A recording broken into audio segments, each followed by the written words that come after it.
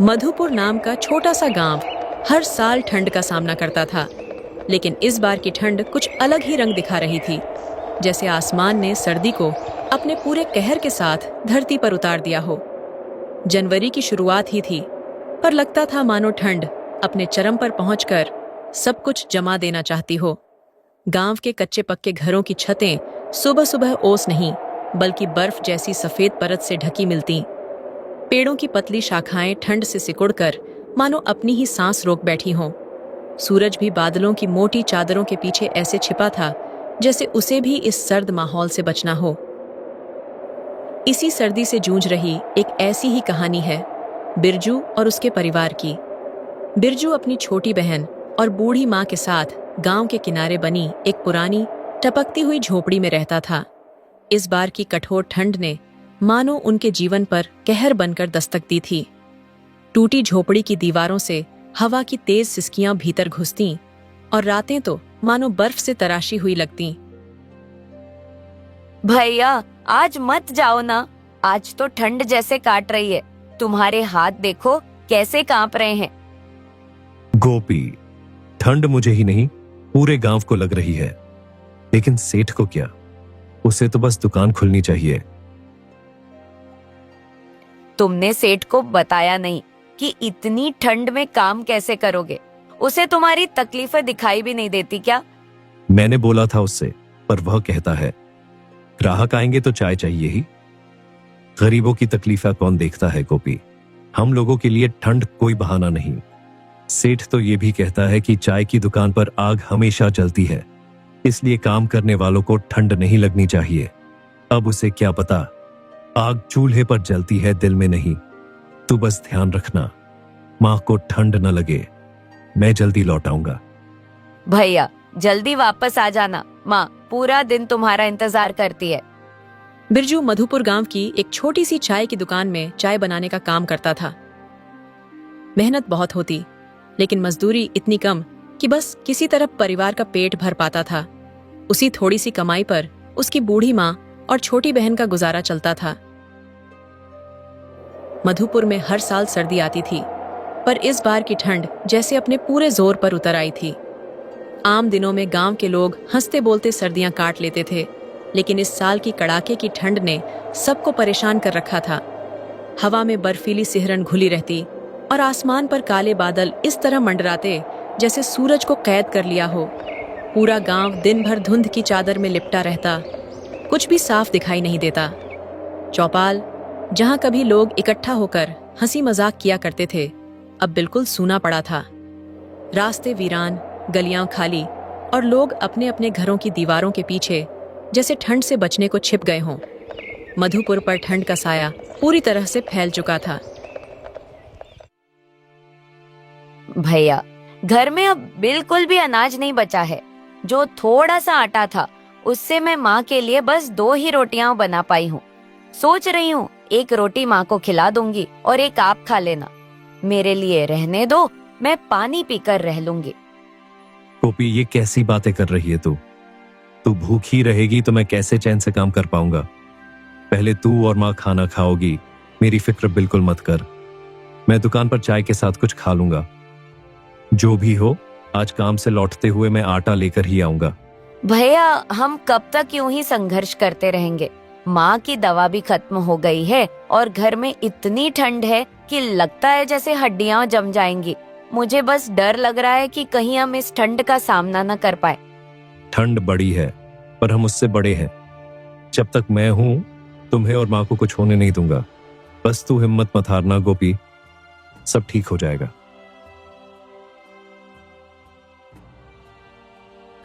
बिरजू घर से बाहर निकल रहा था, लेकिन बाहर जोड़ों की हवा चल रही थी और बर्फ के बड़े बड़े गोले गिर रहे थे। बिरजू के पास कोई भी स्वेटर नहीं था। हे राम, ये कैसी ठंड पड़ रही है, स्वेटर भी नहीं है और ऊपर से ये बर्फ की मार। पता नहीं आज दिन कैसे कटेगा, पर जाना तो पड़ेगा ही। घर में अनाज नहीं है। चल बिरजू, हिम्मत रख। फिर भी अपने आप को संभालता हुआ बिरजू सुबह 7 बजे ही दुकान के लिए निकल गया।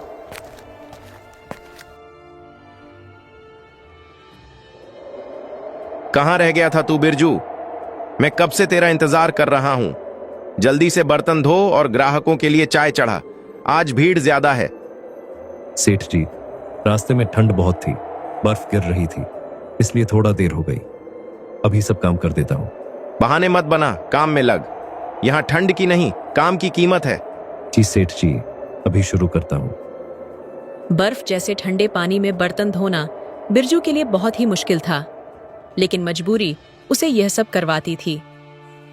बर्तन धोकर बिरजू ने जल्दी से चाय बनाई और धीरे धीरे ग्राहक आना शुरू हो गए। इतनी ठंड थी, बिरजू ठंड के मारे कांप रहा था। उसे चाय पीने का मन कर रहा था। हाय राम, हाथ तो बिल्कुल सुन्न हो गए हैं। ये बर्फ जैसा ठंडा पानी और ऊपर से इतनी तेज हवा, कब तक सहूंगा मैं? थोड़ा सा चाय ही पी लेता हूं, शरीर में गर्मी आ जाएगी। क्या करूं, मजबूरी है, वरना तो यहां खड़ा भी नहीं रह पाऊंगा। बस एक घूंट ही सही, थोड़ी ताकत आ जाएगी। हाँ, उसने मलिक के हाथ में चाय की प्याली दी और खुद भी एक कप में चाय लेकर पीने लगा। बिरजू के हाथ में चाय के प्याले देख मलिक भड़क गया। अरे बिरजू, ये क्या देख रहा हूं मैं? तूने मेरी दुकान की चाय खुद पी ली? किसने कहा था तू चाय पिए? मालिक, गलती हो गई। बहुत ठंड थी, हाथ कांप रहे थे, बस थोड़ा सा पी लिया था ताकि काम ठीक से कर सकूं। आपका कोई नुकसान नहीं किया मैंने। तेरी आधी पगार काट लूंगा मैं। काम करने आया है या मस्ती करने? एक एक दाने को तरस रहा है घर, और यहां तू मालिक की चाय पी रहा है। ये हरकत दोबारा मत करना, समझा? आधी पगार मत काटिए मालिक, घर में वैसे ही कुछ नहीं है। माँ और गोपी भूखी है, आगे से ऐसी गलती नहीं होगी, बस इस बार माफ कर दीजिए।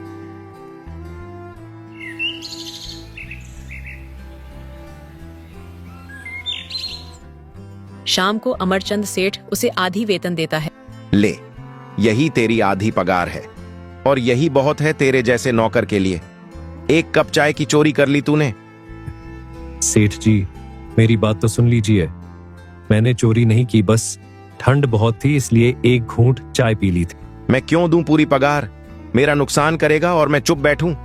आज से तू यहां काम पर मत आना। मुझे ऐसे आदमी नहीं चाहिए जो दुकान का सामान खुद ही खा पी जाए। जा, निकल जा यहां से। पूरे दिन बर्फ जैसे पानी से बर्तन धोए हैं, हाथ सूज गए हैं। अगर गलती हो गई हो तो माफ कर दीजिए। मुझे इस नौकरी की बहुत जरूरत है सेठ जी। घर में माँ और बहन मेरा इंतजार कर रहे हैं। कृपा करके मुझे मत निकालिए। मैं आगे से ऐसी गलती दोबारा नहीं करूंगा। पड़ी, उसे नहीं पता था कि एक कप चाय पीना उसे इतना भारी पड़ जाएगा। आधी वेतन देकर सेठ बिरजू को काम से निकाल देता है। उन थोड़े से पैसों में से कुछ पैसे बचाकर बिरजू बाकी पैसों का राशन ले आता है। घर आकर जब उसने राशन अपनी माँ के पास रखा तो इतना कम राशन देखकर उसकी माँ ने पूछा, बेटा, इतना कम राशन क्यों लाया? माँ, माफ कर देना, मैं पूरी वेतन भी नहीं ला पाया। सेठ ने आधी पगार ही थमा दी और काम से भी निकाल दिया। जितने पैसे बचे थे उन्हीं से जितना बन पड़ा उतना राशन ले आया हूं। मैं जानता हूं ये कम है, पर मैं फिर काम ढूंढ लूंगा माँ। कोई बात नहीं, जितना है उसे ही बांट कर खाएंगे। तू परेशान मत हो। देख, गरीबी पहली बार नहीं आई हमारे घर में।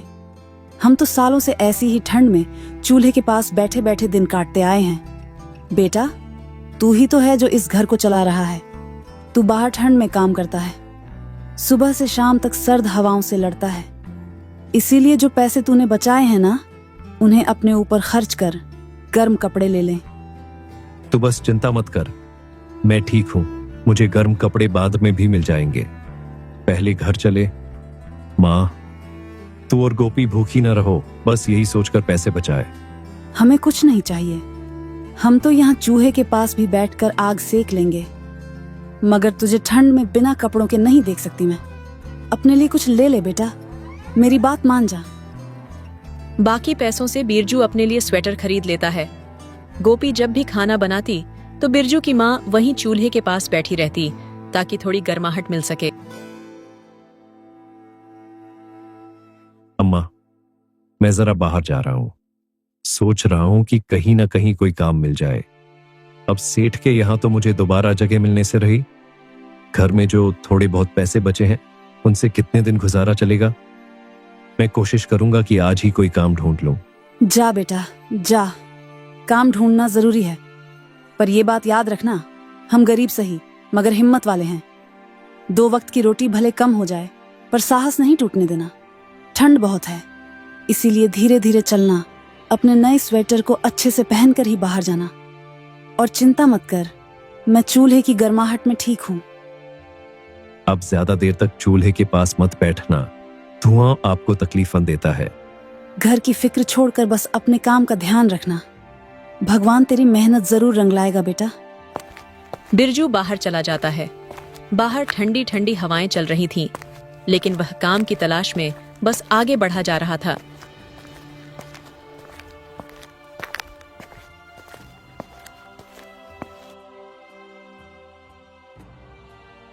सेठ जी, बस थोड़े दिन के लिए ही काम दे दीजिए। जो भी मजदूरी देंगे मुझे मंजूर है। घर की हालत बहुत खराब है, माँ बूढ़ी है और बहन छोटी। मैं कोई भी काम कर लूंगा, बस मौका दे दीजिए। मैं ठंड में भी पूरे मन से काम करूंगा। काम? अरे भाई, अभी तो मेरे पास पहले से ही आदमी है। मुझे किसी नए की जरूरत नहीं है।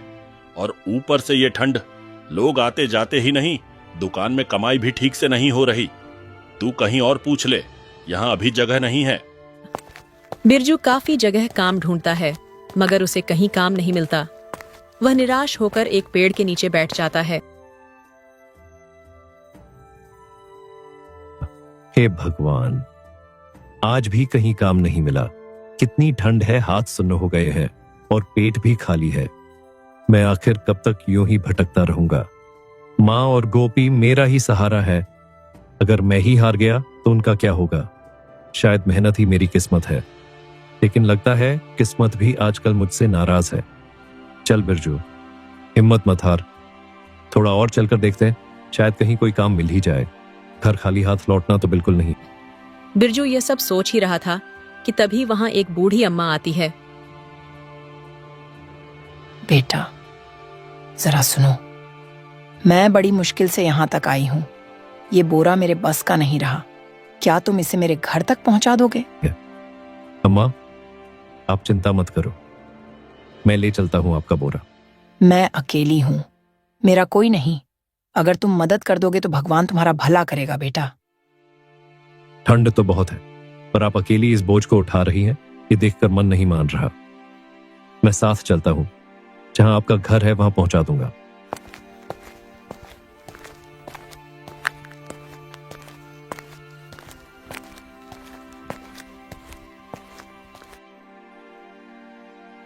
बेटा, लकड़ियां यहीं रख दे।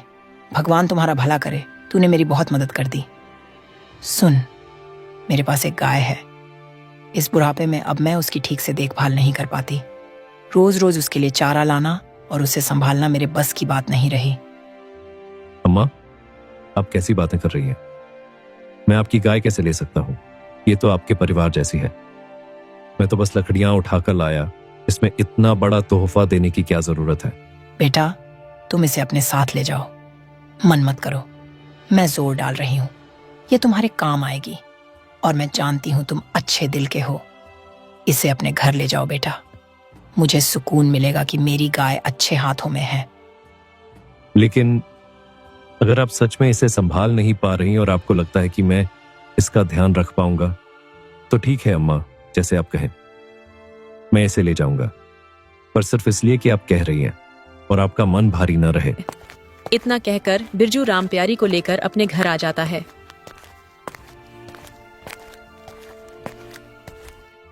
जब गोपी ने बिरजू को गाय के साथ देखा तो वह बोली,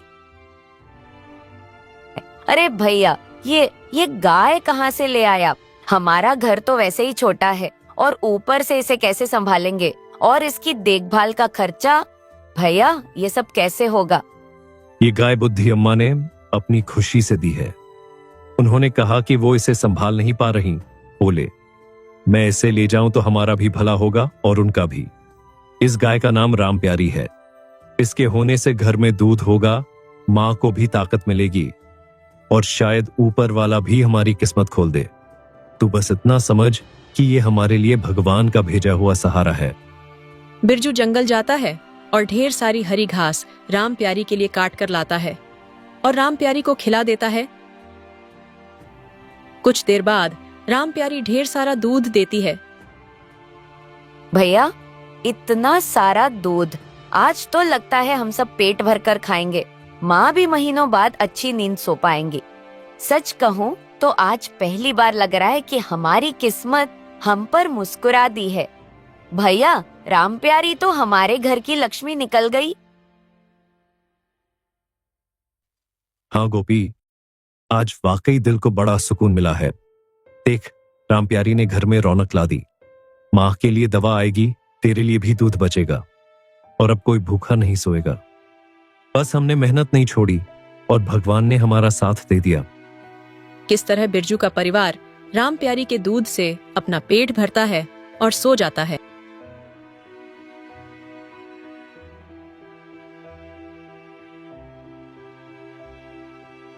माँ, मैं सोच रहा था, क्या मैं अपनी ही छोटी सी चाय की दुकान खोल लूं? दूसरों के यहाँ काम करके बस अपमान ही मिलता है। अगर अपनी दुकान हो जाए तो शायद हमारी जिंदगी थोड़ी आसान हो जाए। आप बताओ क्या करूं? बेटा बिरजू, तेरी बात बिल्कुल ठीक है। अगर तू अपनी दुकान खोल लेगा तो किसी का डर नहीं रहेगा, न कोई तेरी पगार काटेगा। तू मेहनती है, तेरी चाय भी बहुत बढ़िया बनती है। तू ऐसा कर, गांव के मुखिया से थोड़े पैसे उधार मांग ले। वो अच्छे आदमी हैं, तेरी मदद जरूर करेंगे। खुद का काम शुरू करेगा तो धीरे धीरे सब ठीक हो जाएगा। डर मत, मैं तेरे साथ हूं बेटा।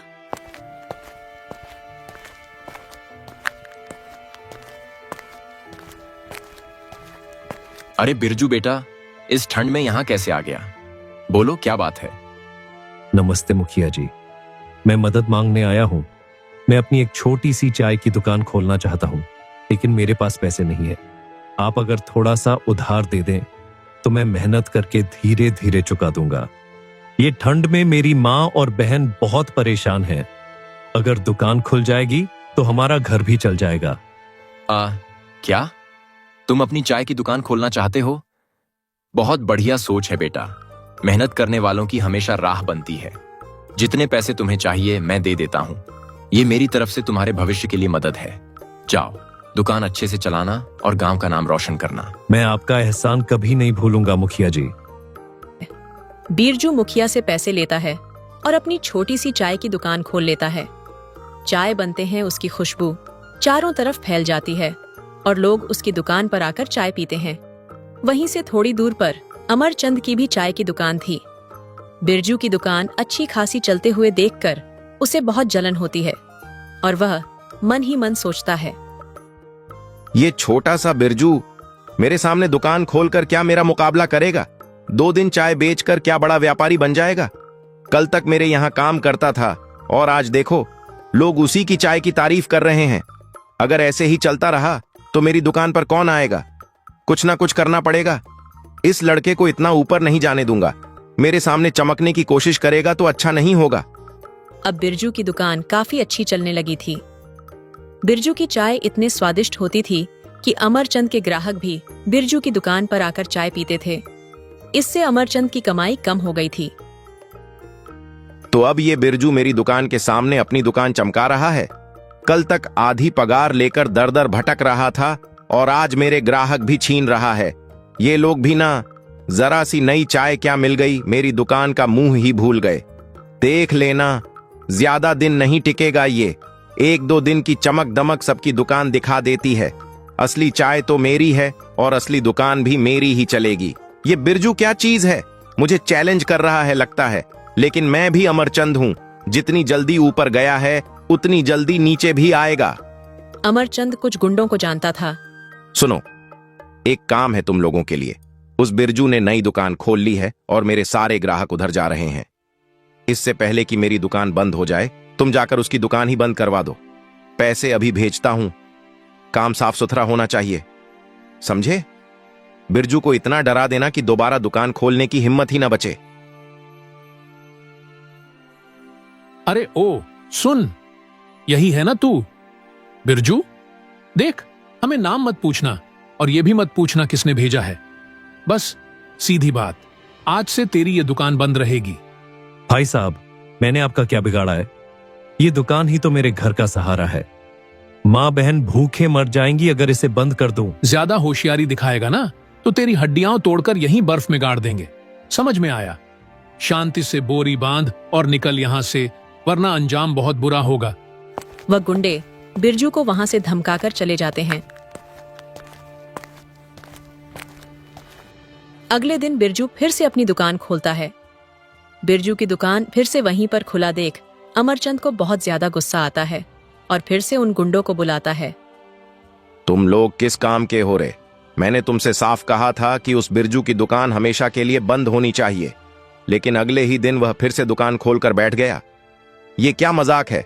जाओ, इस बार ढंग से काम करो, उसकी दुकान तोड़ दो, उसे डराकर भगा दो, समझे? इस बार कोई डील मत देना, वरना तुम सबको मैं छोड़ने वाला नहीं हूं। ठीक है सेठ जी, अब की बार गलती नहीं होगी। आप टेंशन मत लो, हम उसका हिसाब पूरा कर देंगे। वह कल जैसे वापस नहीं उठेगा, दुकान खोलने की हिम्मत भी नहीं करेगा। आप बस देखना, इस बार काम पूरा होगा और ढंग से होगा। वह गुंडे एक बार फिर से बिरजू के पास आते हैं। ओ बिरजू, फिर से दुकान खोल ली तूने? लगता है कल की बात तेरे दिमाग में चढ़ी ही नहीं। हमने तो कहा था कि यहां दुकान मत खोल, फजूल में हीरो मत बन, वरना इस बार सीधा उठाकर फेंक देंगे। समझ आया कि दोबारा समझाएं? बिरजू उस वक्त चाय बना रहा था। जब चाय की खुशबू गुंडों के नाक तक पहुंचती है तो उन्हें भी चाय पीने की इच्छा होती है। अरे ओ बिरजू, रुको जरा, ये कैसी खुशबू आ रही है? लगता है चाय काफी बढ़िया बना रखी है। हम लोग काम से आए हैं, पहले एक एक कप चाय तो डलवा दे, काम बाद में देख लेंगे। लेकिन बता दूं, चाय वैसी होनी चाहिए जैसी खुशबू आ रही है। ये क्या कमाल की चाय बनाता है तू? अरे वाह, ऐसी चाय तो हमने कहीं नहीं पी। बिल्कुल लाजवाब। सुन, तू अपना काम ऐसे ही करता रह, अब से तुझे कोई परेशान नहीं करेगा।